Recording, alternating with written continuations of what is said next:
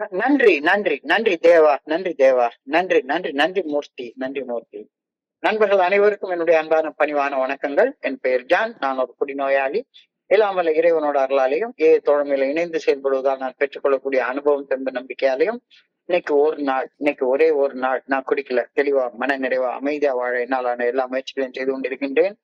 நண்பர் தேவா குறிப்பிட்டது போல நாம கோயம்புத்தூர் ஒருங்கிணைப்பு குழு மனசாட்சியின் தீர்மானத்தின் அடிப்படையில 24 hours a day, 24 மணித்துளிகள் ஒரு நாள் அப்படின்ற புத்தகத்தை தினசரி ஒரு பக்கம் வீதம் எடுத்து வாசித்து அதோடைய விளக்கத்தை பார்த்து கலந்தாய்வு இந்த கூட்டத்தை நடத்தி கொண்டிருக்கிறோம். அதன் தொடர்ச்சியாக இன்னைக்கு நாம வாசிக்க இருக்கிற பக்கம் மார்ச் மாசம் 2ஆம் தேதி. முதல்ல இந்த மார்ச் மாசம் 2ஆம் தேதி சிந்தனையை வாசிச்சு அதற்கப்புறமாக அதற்கான விளக்கத்தை பார்த்து கலந்தாய்வு செய்து கூட்டத்தை நம்ம நிறைவு செய்வோம். மார்ச் 2ஆம் தேதி சிந்தனையை வாசிக்குமாறு நண்பர் தேவா அவர்களை அன்போட பணியோட கேட்டுக்கொள்றேன். Over to you Deva. March மாதம் 2ஆம் தேதி. நன்றி. Thank you sir, thank you. 24 மணித்துளிகள் ஒரு நாள், மார்ச் 2. ஏஏ தோழமையின் இன்றைய சிந்தனை. நம் மனதினுள் குடிகொண்டிருக்கும் அதிதீவிர வெறியையும் அதன் விளைவாக கட்டுப்பாடற்ற குடிப்பதையும் மருந்துகளாலும் மனோதிடத்தினாலும் மாற்றவே முடியாது. இந்த உண்மை காலத்தின் ஓட்டத்தில் நமக்கு நிரூபித்துக் கொண்டே காட்டப்பட்டுள்ளது. நம் சக மனிதர்களும் இந்த உண்மையை அறிந்து கொண்டு விட்டனர். மதுவின் சக்தியின் முன் நாம் உதவியற்றவர்கள் என்ற உண்மை ஐயத்திற்கு இடமின்றி நிரூபிக்கப்பட்டு விட்டது. எனவே இறையருள் பேராற்றலின் உதவியை நாடி தேடி பெற்றுக் கொள்வதால் மட்டுமே நம்முள் இருக்கும் அதிதீவிர மனவெறியையும் அதன் விளைவாக கட்டுப்பாடற்ற குடிப்பதையும் நம்மால் நிறுத்த முடியும். நம்மிலும் உயர்ந்த ஒரு சக்தியை தான் நாம் இறையருள் பேராற்றல் என்று அழைக்கின்றோம். இறையருள் பேராற்றலின் முன் மண்டியிட்டு நம்மை முழுமையாக சமர்ப்பிக்கும் போதுதான் ஏஏ தோழமை பரிந்துரைக்கும் 12 பணிகள் அடங்கிய மீட்படையும் செயல் திட்டத்தை பற்றி உண்மைகளை அறிய ஆரம்பிக்கின்றோம். சமர்ப்பணம் என்பது நமது வாழ்வை இறையருள் பேராற்றலது பாதங்களில் முழு விருப்பத்துடன் அர்ப்பணிப்பதும் ஆகும். இறையருள் பேராற்றல் விரும்பும் வழியில் என் வாழ்க்கையை வாழ்வேன் என்று அவருக்கு உறுதி அளித்து விட்டேனா? இன்றைக்கான தியானம். பிரார்த்தனையில் இறையருள் பேராற்றலுடன் தொடர்பு கொள்ளும் போது, புனிதமான மௌனத்தில் தியானிக்கும் போதும் இறையருள் பேராற்றலது ஆற்றல் நமக்கு கிடைக்க ஆரம்பிக்கின்றது. இறையருள் பேராற்றலது சக்தியுடன் தொடர்பு கொள்ள நான் விடாமுயற்சியுடன் தேட வேண்டும். இது எனக்கும் இறையருள் பேராற்றலுக்கும் இடையே உள்ள தனிப்பட்ட காரியம். கோயில்களிலும் மூலமும் இடைத்தரகர்கள் மூலமும் இறை தொடர்பை பெற நாடுபவர்கள் அல்லது தேடுபவர்கள் நேரடியாக தொடர்பு கொள்வோர் பெறும் அந்த மகிழ்ச்சியையும் அமைதியையும் பெறுவதே இல்லை. இறையருள் பேராற்றலுடன் நேரடியாக தொடர்பு கொள்வதால் அபரிமிதமான வாழ்வும் ஆனந்தமும் மகிழ்ச்சியும் அமைதியும் நோயின் பாதிப்புகளில் இருந்து மீட்படைதலும் கிடைக்கின்றது. இந்த நேரடி தொடர்பால் கிடைக்கும் சக்தியை பல மனிதர்கள் அறிவதே இல்லை. இன்றைக்கான பிரார்த்தனை. இறையருள் பேராற்றலின் சக்தி என்னுடையது என்பதை நான் உணர வேண்டும் என்பதற்காக பிரார்த்திக்கின்றேன். அந்த சக்தியின் துணையால் நான் எல்லா தீமைகளையும் எதிர்கொண்டு வெல்லும் துணிவை பெற வேண்டுமெனவே பணிவுடன் வேண்டுகின்றேன்.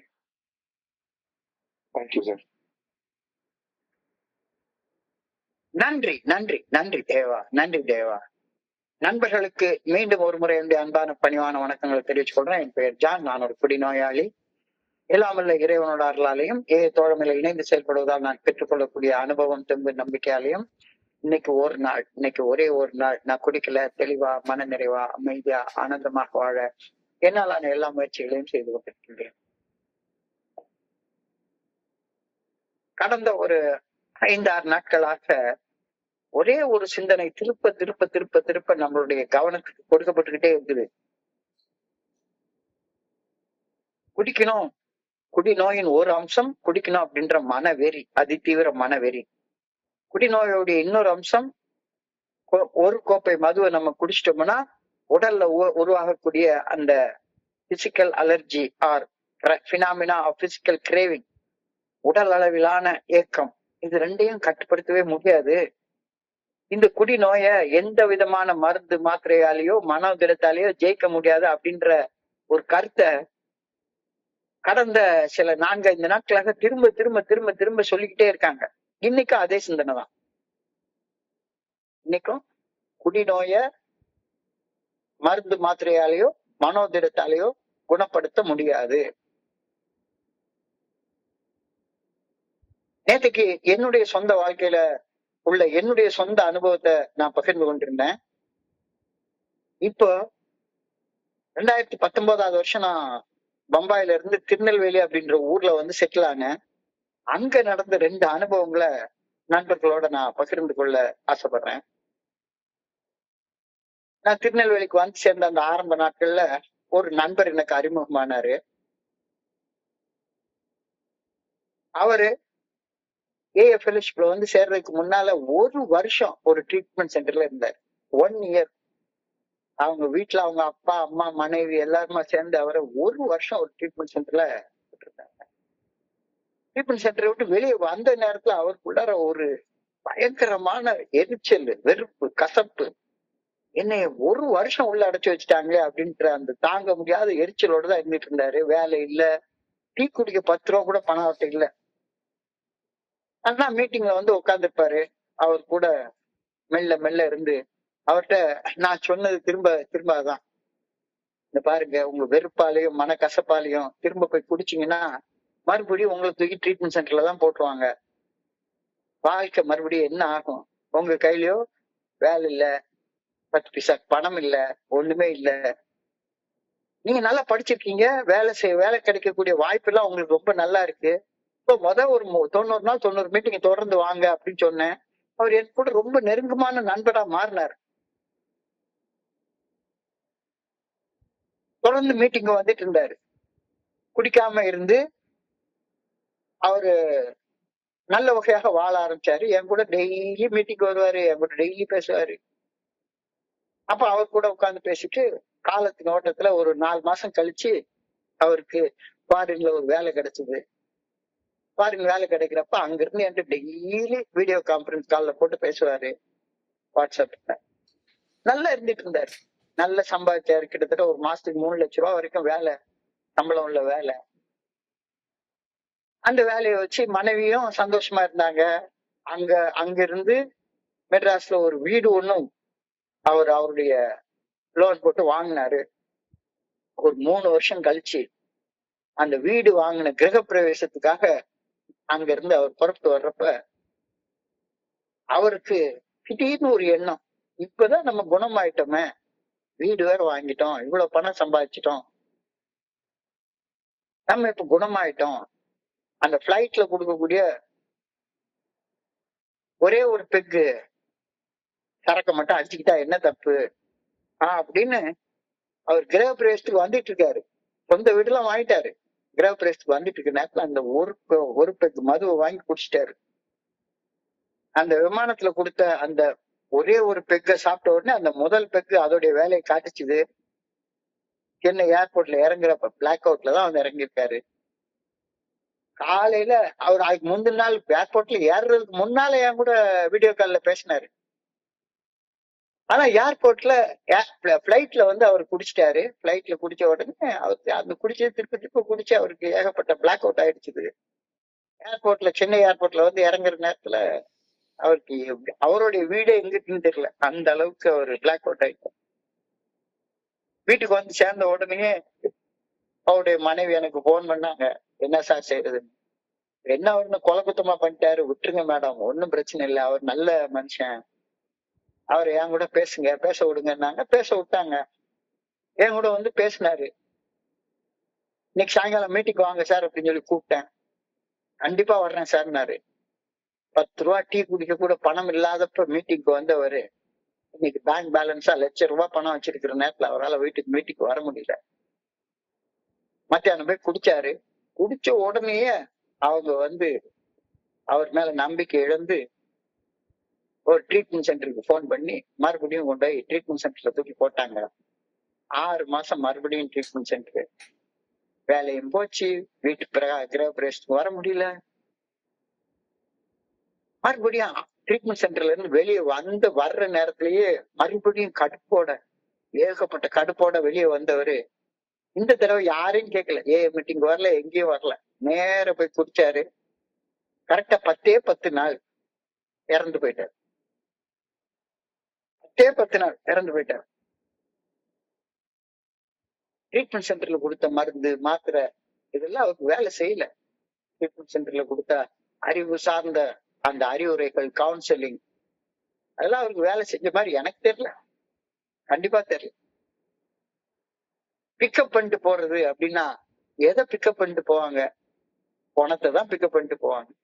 ஸோ ஒரு மனுஷனை அவனுடைய நினைவு இல்லாம ஒரு ஊசியை போட்டு பிக்கப் பண்ணிட்டு போற அந்த கலாச்சாரம், இது என்ன கலாச்சாரம்னு எனக்கு புரியவே இல்லை. மறுபடியும் சொல்லக்கூடிய இந்த கருத்து, குடி நோய மருந்து மாத்திரையாலேயோ மனோதிடத்தாலேயோ கவுன்சிலிங்காலேயோ அறிவுரைகளாலேயோ குணப்படுத்த முடியவே முடியாது. Only by an act of surrender, சமர்ப்பணம் செய்வதால மட்டும்தான் குணமடைய முடியும் அப்படின்ற கருத்தை கடந்த ஒரு வாரமாகவே திரும்ப திரும்ப திரும்ப திரும்ப சொல்லிக்கிட்டே இருக்காங்க. இதே மாதிரி இன்னொரு நண்பர், அவர் சாதாரண ஒரு எலக்ட்ரீஷியன், பிளம்பர், ஒரு நாளைக்கு 1000 ரூபாய் சம்பாதிக்கக்கூடிய கெப்பாசிட்டி உள்ள ஒரு ஆளு. நல்லா சம்பாதிச்சு அவருடைய மனைவி கவர்மெண்ட் ஹாஸ்பிட்டல்ல நர்ஸா வேலை பார்க்கறாங்க. 2 குழந்தைங்க. மூத்த பொண்ணு +2 படிக்குது. சின்ன பையன் 9ஆம் கிளாஸ் 10ஆம் கிளாஸ் படிக்கிறான். ஒரு வருஷம் ஏஏக்கு மெடல்லாம் வாங்கினாரு.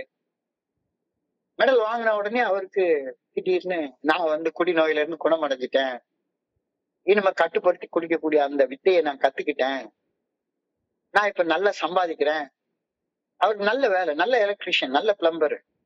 டெய்லி எப்படி 1000 ரூபாய் 1500 ரூபாய் சம்பளம் அவர் சம்பாதிச்சிருவாரு. அப்போ ஒரு நாளைக்கு நான் அவர் வீட்டுக்கு போறேன், அவர் கூப்பிட்டாங்கன்னு. ஒரு வருஷம் மெடலை வாங்கினவரு, அவர் வீடு திருநெல்வேலியில கொஞ்சம் அவுட்டர்ல இருக்கு. அந்த வீட்டுல நல்ல இண்டிவிஜுவல் ஹவுஸ், அழகா 2 மாமரத்துக்கு இடையில ஒரு தொட்டில கட்டி வச்சுக்கிட்டு அந்த தொட்டில படுத்துக்கிட்டு அழகா ஒரு ஸ்டூல்ல ஒரு ஃபுல் பாட்டில வாங்கி வச்சுக்கிட்டு குடிச்சிட்டு இருக்காரு. அப்ப எனக்கு கிட்டத்தட்ட 22 23 வருஷம் பிப்ரவரி. அவர் என்கிட்ட சொல்றாரு, சார் இந்த ஏஏ எல்லாம் வேஸ்ட் சார். வாழ்க்கையில இந்த பாருங்க, நேற்றுக்கு 2000 ரூபாய் சம்பாதிச்சேன், இன்னைக்கு 1/2 கிலோ மட்டன் வாங்கி வீட்டுல கொடுத்துருக்கேன், பிள்ளைகள் எல்லாம் நல்லா சாப்பிடும், நானும் கொஞ்ச நேரம் ஜாலியா குடிச்சுக்கிறேன், என்ன சார் இருக்கு, குடிக்காம எப்படி சார் வாழ முடியும்? மறுபடியும் அந்த பைத்தியகாரத்தனமான சிந்தனை, கொஞ்சோண்டு குடிச்சுக்கலாம் அப்படின்ற எண்ணம் அந்த நண்பருக்கு போய் அவர் நம்மளுடைய ஷேரிங்க கேட்கறதுக்கு பதிலாக அவருடைய ஷேரிங்க எனக்கு சொல்லிட்டே இருக்கிறாரு. அதெல்லாம் ஒண்ணும் கிடையாது சார், தாராளமா நம்ம குடிச்சுக்கலாம், கொஞ்சோண்டு குடிச்சா ஒண்ணும் பண்ணாது, கட்டுப்படுத்தி குடிக்கிற கலையை நம்ம கத்துக்கிட்டோம் சார் ஏல அப்படின்னு சொன்னாரு.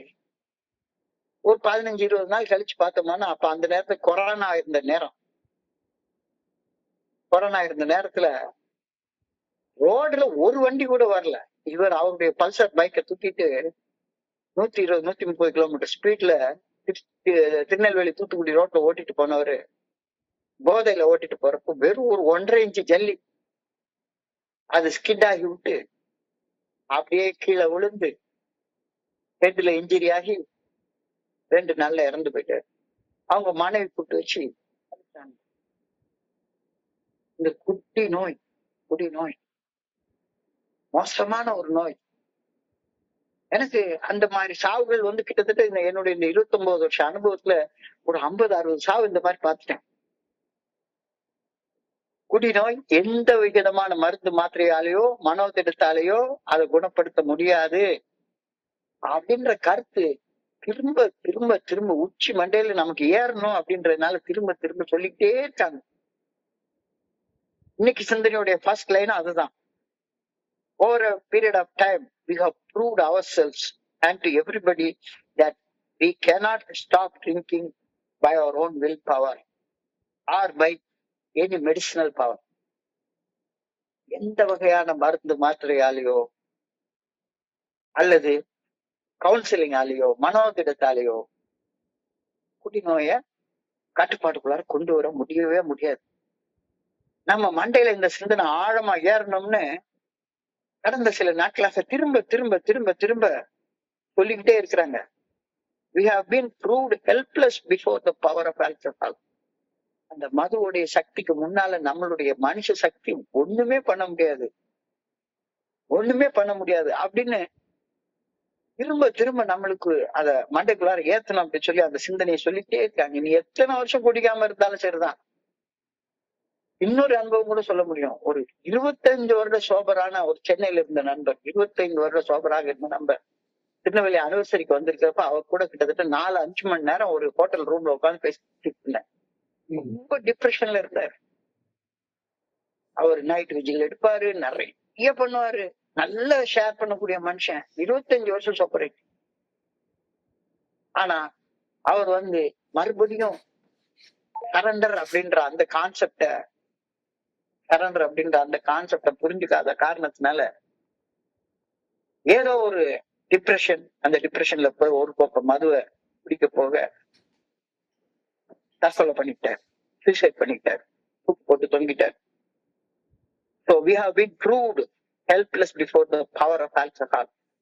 ஒரு அனுபவம் இல்ல, 2 அனுபவம் இல்ல, இது நைட் முழுக்க விஜிட் சொல்லிக்கிட்டே போலாம், எவ்வளவு அனுபவம் வேணாலும் சொல்லிட்டே போலாம். என்னுடைய செயல் அடிமைத்தனத்தை, அடிமையா செயல்படணும் அப்படின்னு என்னுடைய மனசுல ஆழமாக வேறு போயிருக்கிற அந்த அடிமையின் மோகத்தை என்னுடைய மனோதிடத்தால ஜெயிக்க முடியவே முடியாது அப்படின்றது சத்தியமான உண்மை, சத்தியமான உண்மை. நான் என் வாழ்க்கையில பிரம்ம பிரயத்தனம் பண்ணி பார்த்தாலும் சரிதான், குடி வெறிய, குடிக்கிறதுனால ஏற்படக்கூடிய உடல் அலர்ஜிய குணப்படுத்த முடியவே முடியாது. மருந்து மாத்திரையாலையும் மனோதிடத்தாலையும் குணப்படுத்த முடியவே முடியாது. பிரம்ம பிரயத்தனம் பண்ணாலும் சேர்த்தா முடியாது. பிரம்ம பிரயத்தனம் அப்படின்ற சொல்ல என்னுடைய குருஜி அடிக்கடி சொல்லி காட்டுவாரு. பிரம்ம பிரயத்தனம் என்பது ஒரு செயலை செய்வதற்கு தேவைப்படும் மிகப்பெரிய முயற்சி அல்லது கடுமையான உழைப்பு. அதை குறிக்கக்கூடிய சொற்றொடர் பிரம்ம பிரயத்தனம். பிரம்மம் என்பது படைப்பை குறிக்கக்கூடிய சொல், பிரயத்தனம் என்பது முயற்சி, உழைப்பு. உலகத்தையே படைக்கிற அளவுக்கு முயற்சி செய்து உழைத்தாலும் கூட எனக்குள்ளார இருக்கக்கூடிய அந்த அடிமையின் மோகத்தை குடிக்கணும்ன்ற வெறிய என்னுடைய உடல் மன முயற்சிகள், என்னுடைய உழைப்பால அகற்ற முடியவே முடியாது அப்படின்றது அனுபவம் நமக்கு கற்பிக்கக்கூடிய மிக முக்கியமான பாடம். இதை மறக்கவே கூடாது. ஏக்குள்ளார மறக்கவே கூடாது. என்னுடைய செயல் அடிமைத்தனத்தை பிரம்ம பிரயத்தனம் பண்ணாலும் சரிதான். அதாவது உலகத்தையே படைக்கிற முயற்சியில கூட அது குடி வெறிய குணப்படுத்த முடியாது, மருந்து மாத்திரையாலேயோ மனோதிடத்தாலேயோ குணப்படுத்த முடியாது. அப்ப வழி என்ன? அதை எனக்கு அடுத்த வழியில சொல்லியிருக்காங்க. So the only way we could stop drinking was by turning to a power greater than ourselves. வேற வழியே கிடையாது. என்னிலும் உயர்ந்த ஒரு சக்தி கிட்ட என்னுடைய அந்த குடி வெறிய சமர்ப்பணம் செய்யறது தவிர வேற வழியே கிடையாது. இதைத்தான் திரும்ப திரும்ப திரும்ப திரும்ப சொல்லிட்டு இருக்காங்க. என்னடா அரைச்சமாவே அரைச்சிட்டு இருக்காங்க அப்படின்னு சொல்லி திரும்ப நமக்கு தோணுது. ஆனா இது நம்ம உச்சி மண்டையில நக்கின்னு ஏறணும் அப்படின்றதுக்காக தான் திரும்ப திரும்ப சொல்லிட்டு இருக்காங்க. மந்திரம் சொன்னா போகாது, மனோதிடத்தால போகாது. ஆனா இறையர் பேராற்றலின் அந்த இறையர் பேராற்றல்கிட்ட என்னுடைய குடி வெறிய சரண்டர் பண்றப்ப அது தானா போயிடும். அர்ப்பணம் என்றால் கொடுப்பது, சமர்ப்பணம் என்றால் முழு மனசோட அர்ப்பணம் பண்றது, முழு மனசோட கொடுத்துறது, முழு விருப்பத்தோட முழுமையாக கொடுக்கறத குறிக்கக்கூடிய சொல் தான் சமர்ப்பணம். இதைத்தான் நேற்றுக்கு பார்த்தோம். உங்ககிட்ட கெட்டதை கடவுள்கிட்ட கொடுத்ததை திரும்ப எடுக்காத, கொடுத்துரு. அதை தவிர வேற வழி கிடையாது அப்படின்றத புரிஞ்சுக்கோ. திரும்ப எடுக்க கூடாது என்று உறுதியாக நினைச்சு கொண்டு முழு விருப்பத்தோட அத கடவுளுடைய பாதத்துல வச்சுட்டு வந்துரு. அதுக்கு பேர் தான் சமர்ப்பணம், அதுக்கு பேர் தான் சரண்டர். வெறும் கடமைக்காக கொடுக்காம மனதார ஈடுபாட்டோட கொடுத்துரு. சமர்ப்பணம், சரண்டர் அப்படின்ற சொல்லுக்கு அர்ப்பணிப்பு அல்லது காணிக்கை அப்படின்னு பொருள். அர்ப்பணிப்பு அல்லது காணிக்கை அப்படின்றது பொருள். மனிதர்கள் அவர்கள் செய்த உதவிக்கு பிரதியுபகாரமாக காணிக்க செலுத்தலாம். ஆனா எனக்குள்ளார உயிராக உள்ள இருக்கக்கூடிய கடவுளுக்கு என்ன காணிக்கையை நான் செலுத்த முடியும்? நான் சம்பாதிக்கிற பணத்தை கொடுக்கவா? இல்ல. அவர் குடியிருக்கிற கோயில் என்னுடைய உடம்பு. கடவுள் குடியிருக்கிற கோயில் என்னுடைய உடம்பு. உள்ள பெரும் கோவில் உடம்பு ஆலயம். உடம்பு, இந்த உடம்பு ஆன்மா அழைத்திருக்கக்கூடிய ஆலயம். உள்ளம் பெரும் கோவில். என்னுடைய உள்ளம் கோ என்றால் இறைவன், இல் என்றால் இல்லம். இறைவன் குடியிருக்கக்கூடிய இல்லம். அந்த இறைவனுக்கு வெறுமன காசு காணிக்கையா கொடுக்கறதா என்ன? அந்த உடம்பை கெடுக்கக்கூடிய செயலை செய்யாத, அதுதான் அவருக்கு கொடுக்கக்கூடிய காணிக்கை. உங்ககிட்ட இருக்கிற கெட்டதா கடவுள் பாதத்துல போட்டுரு. Surrender means putting your life in God's hands. என்னுடைய வாழ்க்கையவே இறைவனுடைய பாதங்கள்ல சமர்ப்பிக்கிறதுக்கு தான் சமர்ப்பணம். என்னுடைய வாழ்க்கை முழுசையுமே இறைவனுடைய பாதத்துல சமர்ப்பிக்கிறதுக்கு பேர் தான் சமர்ப்பணம். வாழ்க்கைய இறைவனுடைய நல்ல ஒழுங்கான வழிகாட்டுதலுக்கு பணிந்து செயல்பட்டு வாழ தீர்மானிப்பதுதான் சமர்ப்பணம். அதாவது வாழ்க்கைய மனசாட்சி நல்ல ஒழுங்கான வழிகாட்டுதலுக்கு பணிந்து வாழ தீர்மானிப்பதுதான் சமர்ப்பணம் ஆகும். அதாவது மனசாட்சி உறுத்தக்கூடிய செயல்களை செய்யாமலும் மனசாட்சி சரின்னு சொல்லக்கூடிய செயல்களை செஞ்சும் வாழ்றதுதான் சமர்ப்பணம். சரண்டர்னு சொல்லிட்டு நான் சரண்டர் பண்ணிட்டேன். காலையில சரண்டர் பண்ண சாயங்காலம் திருப்பி எடுத்துப்பேன். காலையில தலையை சுத்தி சிகரெட்டை தூக்கி தூர போடுவேன். சாயங்காலம் மறுபடியும் தூர போட்ட சிகரெட்டை எடுத்து வாயில வச்சுப்பேன். என்னுடைய குருஜி அழகா சொல்லுவாரு,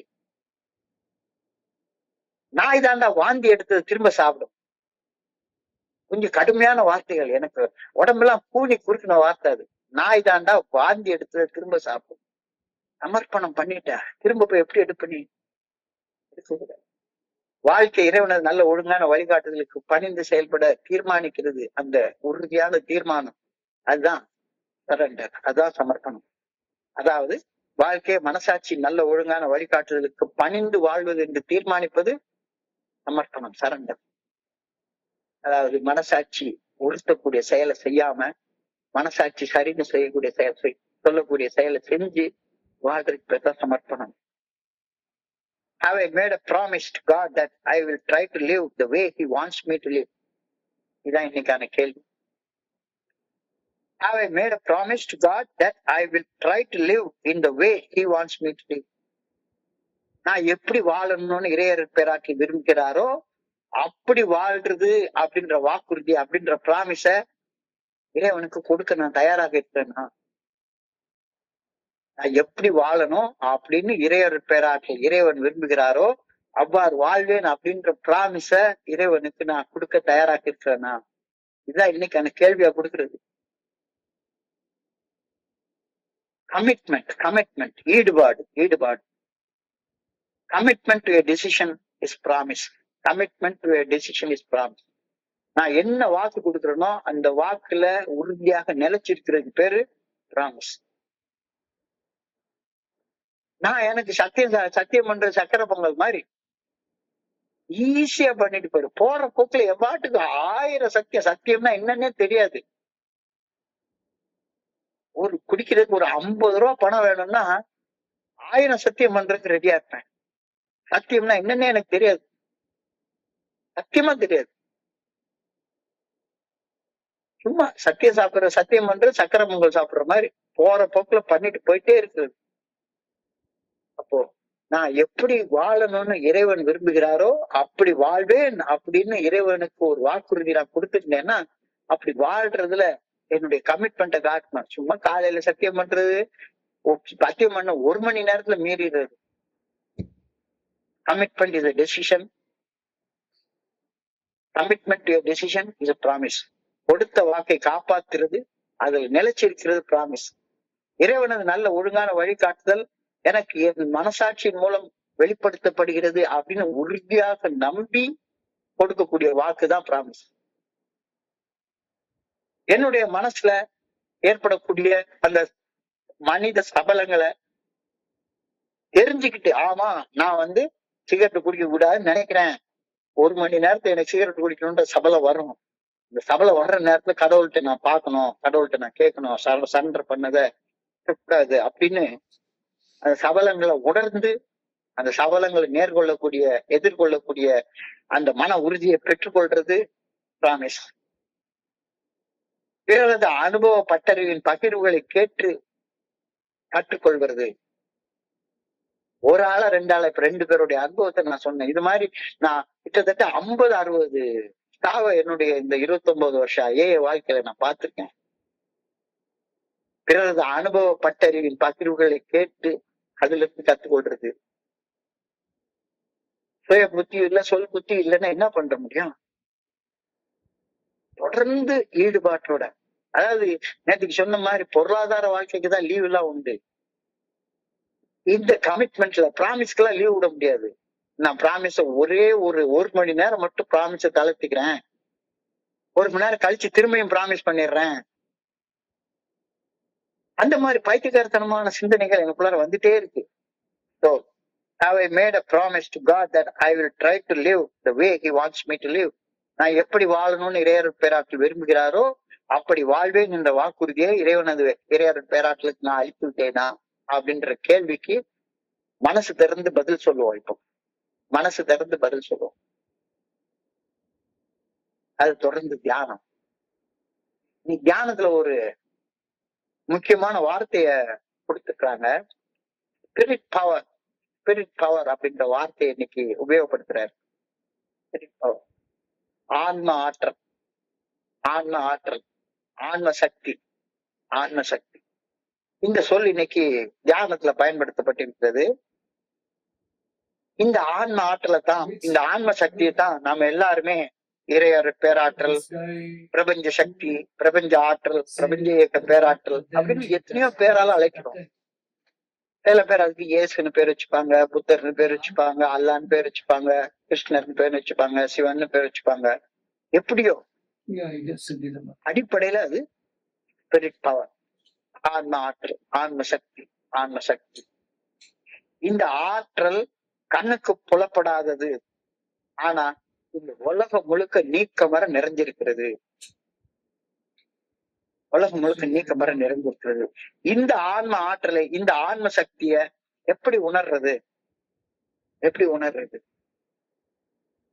Spirit power comes from communication with my higher power through prayer and meditation அப்படின்ற வார்த்தை நீ சொல்லிட்டாங்க. So, உனக்கு மருந்து மாத்திரையால குணப்படுத்த முடியாது, மனோதிடத்தால குணப்படுத்த முடியாது.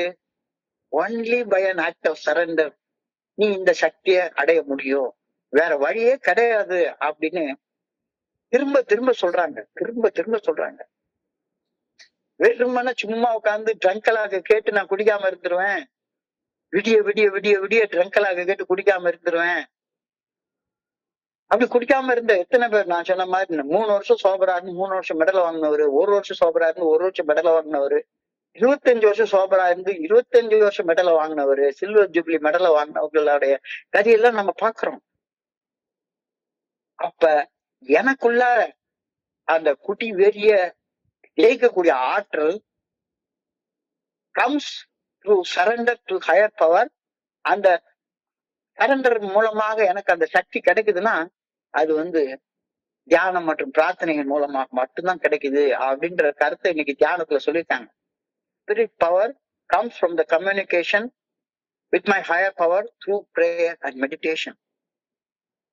ஆற்றலை யாரு கண்ணால பார்க்க முடியாது, ஆற்றலை யாருமே கண்ணால பார்க்க முடியாது. ஆனா ஆற்றலுடைய செயல்பாட்டை உணர முடியும். எலக்ட்ரிசிட்டி யாராச்சும் கண்ணால பார்க்க முடியுமா? ஆனா வயரை தொட்டு பார்த்தா உணர்த்தரலாம், வயரை தொட்டு பார்த்தா உணர்த்தரலாம். ஆற்றலை யாரு கண்ணால பார்க்க முடியாது, ஆனா ஆற்றலின் செயல்பாட்டை உணர முடியும். பிரார்த்தனை மற்றும் தியானம் ஆகிய சாதனைகளை தொடர்ந்து செய்வதன் மூலமாக என்னுடைய உடல் மற்றும் மனதுல இறைவனுடைய ஆற்றலை உணர முடியும். இந்த கருத்தை நான் நம்பணும். Spirit power comes from communication with the higher power through prayer and meditation. ஆற்றலை கண்ணால பார்க்க முடியாது, ஆனா ஆற்றலை உணர முடியும், செயல்களால உணர முடியும். எந்த செயல்களால? பிரார்த்தனை மற்றும் தியானம் ஆகிய செயல்களை தொடர்ந்து செய்வதன் மூலமாக என்னுடைய உடல்லையும் என்னுடைய மனசுலையும் இறைவனுடைய ஆற்றலை நிச்சயமாக உணர முடியும் அப்படின்ற கருத்தை சொல்றேன். இதான் என்னுடைய அனுபவத்துல நிறைய நேரங்களை பார்த்து இப்ப கடந்த 10-15 வருஷங்களாக இந்த இந்த விஷயத்த தொடர்ந்து நான் செஞ்சிட்டு இருக்கேன். எனக்குள்ளார உருவாகக்கூடிய ஆற்றலை என்னால உணர முடியுது. This is matter directly between me and God. இதுக்கு இடையில மீட்டிங்கும் வராது, எதுவுமே வராது, எதுவுமே வராது. இது எனக்கும் இறைவனுக்கும் நடுவுல உள்ள நேரடி தொடர்பு. இதுல எந்த ஆச்சாரியார் வரமாட்டாரு, சாமியார் வரமாட்டாரு, ஸ்பான்சர் வரமாட்டாரு, எவருமே வரமாட்டாங்க. This is a matter directly link between me and God. நானும் இறையருள் பேராற்றுடன் நேரடியாக தொடர்புடைய ஒரு மனுஷன். எனக்குள்ளார இருந்து என்னுடைய இதயத்தை துடிக்க வச்சுட்டு இருக்கிறாரு, என்னுடைய நுரையீரல ஃபங்க்ஷன் பண்ண வச்சுட்டு இருக்கிறாரு, என்னுடைய ஜீரண மண்டலம், என்னுடைய நரம்பு மண்டலம், என்னுடைய மூளை, என்னுடைய கண்ணு, என்னுடைய காது, என்னுடைய மூக்கு எல்லாம் உடம்புல வந்து கிட்டத்தட்ட 800 கோடி செல்கள் இருக்கான். 800 கோடி செல்களும் அந்த இறையொரு பேராற்றல் ஒன்னாக இணைக்கப்பட்ட ஒரு வடிவம் தான் மனுஷனாக்கியன்னா. அப்போ நான் இறைவனோட நேரடியாக தொடர்பு கொண்டிருக்கிறேன். இறைவனோட நேரடியாக டைரக்டா தொடர்பு கொண்டிருக்கிறேன். எனக்கும் இறைவனுக்கும் உள்ள தொடர்பு எந்த மனுஷன் மூலமாகவும் இல்லை, எந்த மதத்தின் மூலமாகவும் இல்லை. I am directly connected with God. அந்த குட் ஆர்டர்லி டைரக்ஷன் தான் எனக்குள்ளார இருந்து ஆற்றலாக என்னை இயக்கிக்கிட்டு இருக்குது. அந்த இயக்கத்தை உணர்றதன் மூலமாக சர்வசாதாரணமாக எளிமையாக நீ ஒரு நல்ல வாழ்க்கைக்கு திரும்பி வந்துட முடியும். இறைவனை உணர்வதற்கு எந்த ஒரு இடைத்தரகரும் தேவையில்லை, எந்த இடைத்தரகரும் தேவையில்லை. It is a direct contact between me and God. இறைவனிடம் நான் நேரடியாக பிரார்த்தனை மற்றும் தியானம் ஆகிய செயல்களின் மூலமாக தொடர்பு கொள்ள முடியும். இன்னொருத்தர் புரிஞ்சு கொண்ட இறைவனை நான் புரிந்து கொள்ள முயன்றால் அந்த நண்பர் இறைவனை புரிந்து கொள்ளும் போது பெற்ற ஆனந்தம், ஆச்சரியம் எனக்கு கிடைக்கவே கிடைக்காது. இத இன்னைக்கு அழகா சொல்றாரு. இறைவனை நான் புரிஞ்சு கொள்ளணும். என்னுடைய அம்மா புரிஞ்சு கொண்ட இறைவனை நான் புரிஞ்சு கொள்ள முயற்சி செய்தால், எங்க அம்மாவுக்கு இறைவனை புரிஞ்சு கொள்ளும் போது கிடைச்ச ஆனந்தம், ஆச்சரியம், பரவசம், அது எங்க அம்மாவுக்கு தான் கிடைச்சது, எனக்கு கிடைக்காது. என்னுடைய ஸ்பான்சர் புரிஞ்சு கொண்ட இறைவனை நான் புரிஞ்சு கொண்ட முயன்றால், என்னுடைய ஸ்பான்சருக்கு இறைவனை புரிஞ்சு கொள்ளும் போது கிடைச்ச அந்த பரவசம், ஆனந்தம், ஆச்சரியம், நிம்மதி, நிறைவு, இதெல்லாம் எனக்கு கிடைக்காது. எனக்கு எப்ப கிடைக்கும்? நான் புரிஞ்சு கொள்றப்ப மட்டும்தான் கிடைக்கும். நான் இறையருள் பேராற்றலை நேரடியாக புரிந்து கொள்ள செய்யக்கூடிய முயற்சி, பயிற்சி, சாதகத்தால் மட்டும்தான் என்னுடைய உள்ளத்துல அமைதியையும், ஆனந்தத்தையும், ஆச்சரியத்தையும், நிம்மதியும், நிறைவையும் உணர்ந்து கொள்ள முடியும். இன்னொருத்தர் செய்த தியானத்தால, இன்னொருத்தர் செய்த தவத்தால எனக்கு ஒண்ணுமே நடக்காது. நான் குடிக்காம இருக்கணும். நான் உயர்ந்த சக்தியாக இறைவனை ஏற்றுக்கொண்டு எனக்கு புரிஞ்சு கொண்ட அந்த இறைவன் பாதத்துல என்னுடைய வாழ்க்கையை சமர்ப்பணம் செய்து வாழ்ந்து அந்த இறைவனை நான் உணர்ந்து கொள்வதற்காக பிரார்த்தனையும் தியானமும் செய்யறப்ப எனக்கு அந்த பரவசம், அந்த ஆனந்தம், மகிழ்ச்சியால் எல்லாமே கிடைக்கும். அப்போ என்னைய நான் வந்து கடினமான மனுஷனாக இல்லாம மென்மையான மனுஷனா மாத்திக்கணும். கடுமையான முயற்சி, கடுமையான தவம், அதெல்லாம் ஒண்ணும் தேவையில்லை. மென்மையா மாத்து. அந்த ஆற்றல் அவ்வளவு மென்மையானது உனக்குள்ளார இருந்து ஒன்னு இயக்கிக்கிட்டு இருக்கு. ஔவையார் ஒரு பாட்டை எழுதிட்டாங்க. வெட்டனவை மெத்தனவை வெள்ளாவாம் வேளத்தில் பட்டுருவும் கோல் பஞ்சில் பாயாது, நெட்டிருப்பு பாறைக்கு நெக்கு விடா பாறை பசுமரத்து ஆணைக்கு நெக்கு விடும். கடினமானது வெட்டனவை, மெத்தனவை. ஒரு நாளும் கடினமானது மென்மையானது ஜெயிக்க முடியவே முடியாது. கடினமானது ஜெயிக்க முடியவே முடியாது. ஒரு அம்பை விட்டு கடினமான ஒரு உடல் கொண்டது யானை. அப்படியே அவ்வளவு கடினமான உடல் கொண்டது யானை. ஒரு இரும்பால செய்த அம்ப யானை மேல ஓங்கி அம்பு எய்த அந்த அம்பு பட்டு யானை செத்து போயிடும். ஆனா அதே அம்ப ஒரு பஞ்சு மூட்டை மேல எய்து பாருங்களேன், எவ்வளவு ஃபோர்ஸா வேணாலும் எய்து பாரு, எவ்வளவு ஃபோர்ஸா வேணாலும் எய்து பாரு. ஒரு பஞ்சு மூட்டை மேல அந்த அம்பு வந்து உள்ள தைக்கவே தைக்காது. உள்ள தைக்கவே தைக்காது. வெட்டனவை மெத்தனவை வெள்ளாவாம் வேளத்தில் பட்டுரும் கோல் பஞ்சில் பாயாது. மென்மையாக நீ மாறிட்டேன்னா எந்த வகையான சலனமும் ஒண்ணுமே பண்ணாது.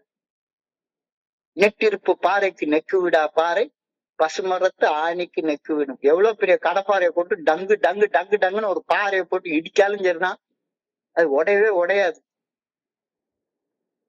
உடையவே உடையாது. ஆனா சாதாரண சின்னோண்டு விதை, நெட்டிருப்பு பாறைக்கு நெக்கு விடா பாறை பசுமரத்து ஆணிக்கு வேருக்கு நெக்கு விடும். பசுமரத்து வேர் உள்ள போயிட்டா பாறை ரெண்டா பொழந்தும். ஒரு யானை, ஒரு அம்பு யானையின் உடலை குத்தி கிழிச்சு பாஞ்சிடும். ஏன்னா அது கடினமா இருக்குது.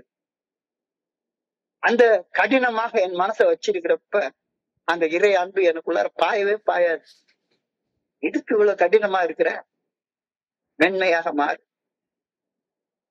வெட்டனவை மெத்தனவை, கடினமாக இருக்காத மென்மையாக இரு, மென்மையாக இரு.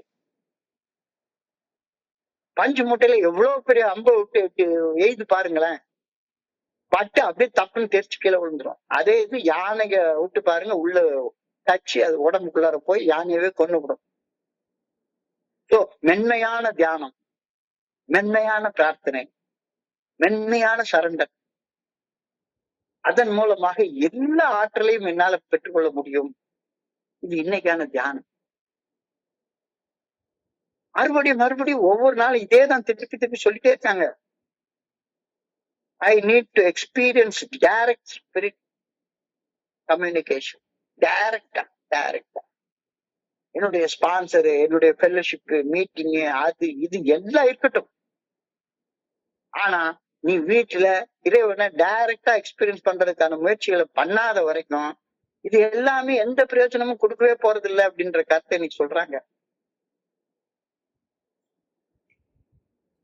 எனக்கு அந்த மீட்டிங்ல கிடைச்சது, இந்த மீட்டிங்ல கிடைச்சது, எனக்கு இந்த நைட் விஜில கிடைச்சது, அந்த நைட் விஜில். நேற்று கூட ஒரு நண்பர் சொன்னாரு நைட் விஜில எனக்கு கிடைச்சதுன்னு சொன்னார். நைட் விஜில கிடைச்ச எந்த செய்தியாக இருந்தாலும் சரிதான், கடினமான உன் மனசை மென்மைப்படுத்தி கொஞ்சம் கொஞ்சமா நீ வளர்ந்து மென்மையாக தியானம் பண்ணி இறைவனை உணரலைன்னா உனக்கு கிடைச்சிருக்கிற வரத்தை நீ எப்படி தக்க வச்சுக்குவ? அந்த கேள்வி நீ கேக்குறாங்க. I need to experience God directly. இடைத்தரகர்ல ஒருத்தர் வேலைக்கு ஆகாது.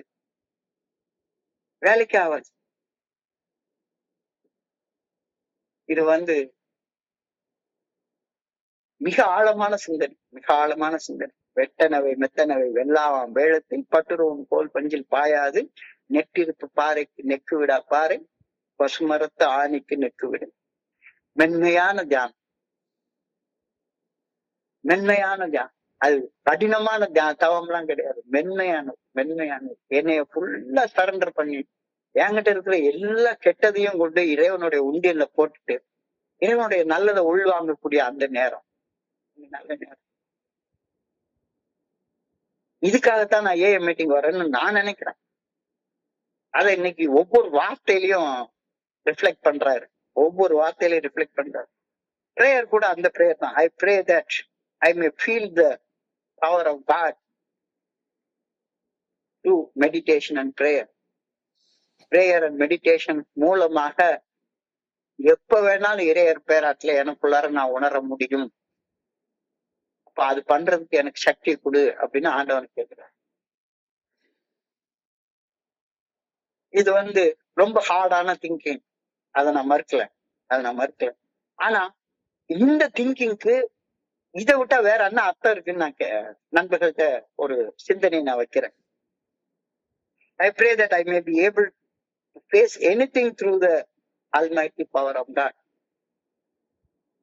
இறைவனுடைய அந்த பவர் கடினமானது இல்ல, மென்மையானது. அன்பு என்பது மென்மையானது, ரொம்ப மென்மையானது. கடவுளுடைய அன்பு என் மேல நான் என்னென்னமோ பண்ணிருக்கேன், இருக்க மாதிரி வாழ்ந்திருக்கேன். ஆனா அவருடைய அன்பு அந்த என்னென்னமோ பண்ணி உடையாத பாறை, ஒரு சின்ன சாதாரண விதை அந்த பாறையில விழுந்து அதுல 2 தண்ணி பட்டு அதுல கொஞ்சோண்டு வேற உள்ள போன உடனே பார்த்தா ஒரு பக்கம் 2 பொழந்து நிக்குது அந்த பாறை.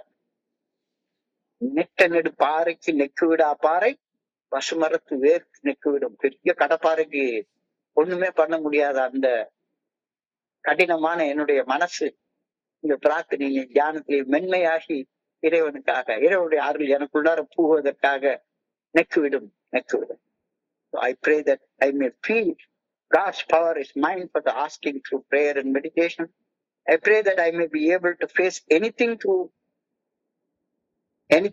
that almighty power of God. So மறுபடியும் உனக்குன்னு ஒரு 3 இடத்தை உருவாக்கி வச்சிருக்கல ஒரு வீட்டுல, புனிதமான மௌனத்தை சொல்லுற, சும்மா உட்கார்ந்து experience direct power of God. எவனும் வேண்டாம், குறுக்க யாருமே வேண்டாம், எதுவுமே வேண்டாம். இதை செய்யணும் அப்படின்ற அந்த அறிவை பெற்றுக்கொள்றதுக்காகத்தான் இந்த மீட்டிங்லாம். இந்த மீட்டிங்கால அந்த பவர் உனக்கு கிடைக்க போறதே கிடையாது. இதை செய்யணும் அப்படின்றத தெரிஞ்சுக்கிறதுக்காக மீட்டிங் பண்றேன். தெரிஞ்சுட்டு ஒன்னையுமே செய்யாம இருந்தா எப்படி? என்னுடைய குருஜி அழகா சொல்லுவாரு, அரச மரத்தை 3 தடவை சுத்தி வச்சுட்டு அடி வைத்து தொட்டு பார்த்தா ஒண்ணுமே நடக்காது. அரச மரத்தை சுத்தி வர்றது புனிதமான வாழ்க்கையை வீட்டுக்கு போய் வாழ்றதுக்காக. மீட்டிங்கை சுத்தி வர்றது புனிதமான வாழ்க்கையை வீட்டுல போய் வாழ்றதுக்காக. புனிதமான வாழ்க்கையை வாழ்றதுக்கான வழியை மீட்டிங்ல கத்துக்கிட்டு அதை போய் வாழாம மீட்டிங் வந்து நான் வெறுமனே ஷேரிங்க கேட்டேன், எனக்கு எல்லாமே சரியா போச்சு அப்படின்னு சொல்றது இன்னொரு மனிதனை மிஸ்லீட் பண்றதாக ஆகமாக. தியானம், பிரார்த்தனை, இதுகளுடைய அவசியத்தை, ஆழத்தை இன்னைக்கு நிறைய சொல்லிருக்கோம். மறுபடியும் உண்டு குடி வெறிய மருத்து பாத்திரையாலேயோ மனோதிடத்தாலேயோ யாருங்க கேட்கறதுனாலயோ எதாலையும் பண்ண முடியாது. only by an act of surrender. அந்த ஆக்டால மட்டும்தான் அது நடக்கும். கடவுளுக்கு கொடுக்கக்கூடிய ப்ராமிஸ் தான் surrender. Commitment to decision is promise. கொடுத்த வாக்கை காப்பாற்று. நான் டெய்லி ப்ரேயர் பண்ணுவேன் அப்படின்ற வாக்கு, அதை கொடுத்தத ஒவ்வொரு நாளும் நான் செய்யணும். இதையெல்லாம் உண்மையிலேயே ரொம்ப ஆழமான விஷயங்களாக நான் பாக்குறேன்.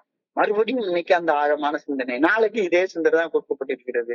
என்னடா அர்ச்சமாவே அரைச்சிட்டு இருக்கேன். ஒவ்வொரு நாள் ஒரு வகையான கோணத்துல இந்த பிரார்த்தனைய தியானத்தை சரண்டரை பாக்குறாங்க தான்.